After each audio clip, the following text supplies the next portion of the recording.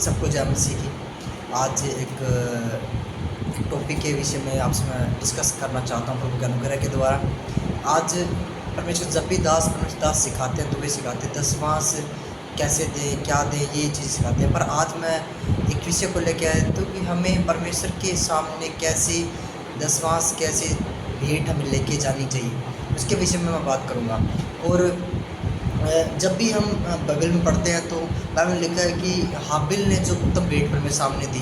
और मेरा मानना ये है कि जब हाबिल ने भेंट चढ़ाई होगी तो मेरे हिसाब से उसने ऐसी भेंट दी होगी कि जब भी वो चरगाही में गया होगा, जब बाड़े में वो गया होगा तो उसने देखा होगी सबसे अच्छी वाली भेंट, अच्छी वाली बकरी कौन सी है, तो परमेश्वर ने उसने वो दी है और जिसे परमेश्वर लेके खुश हुआ। ठीक है, तो आज उसके विषय में थोड़ा सा मैं आपको बताना चाहता हूँ कि हमें कौन सी दसवांश भेंट परमेश्वर को देनी चाहिए और कैसी देनी चाहिए। उसका मैं एक वचन को आपके सामने पढ़ना चाहता हूँ। मलाकी 1:14। जिस छली झुंड में नर पशु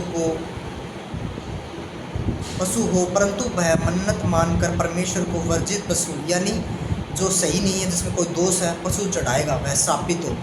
मैं तो महाराजा हूँ, मेरा नाम जाति जाति में भय योग्य है, सेनाओं के यहोवा का यही वचन है। तो परमेश्वर यहाँ पे ये बताना चाहता है कि जो अब जितने भी लोग थे मलाकी के अंदर, परमेश्वर दास उन्होंने बोला कि जो तुम भेंट चढ़ाते हो वो तुम्हारी सही नहीं है, क्योंकि उस भेंट में दोष है।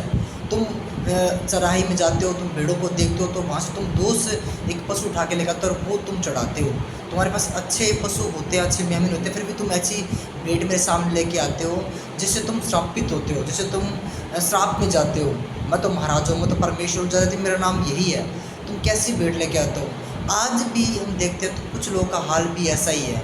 वो कुछ भी देते हैं तो वो मतलब कोई हम एक एग्जाम्पल तौर पर लें तो कोई भी बहुत सारे ऐसे हैं कि चर्च में जाते हैं कि हमें कौन सा पास्टर देख रहा है, जेब से निकाला है फटा हुआ नोट या 2 टुकड़े नोट, जैसा भी होगा गला सड़ा नोट प्रभु के भवन में दे देते हैं।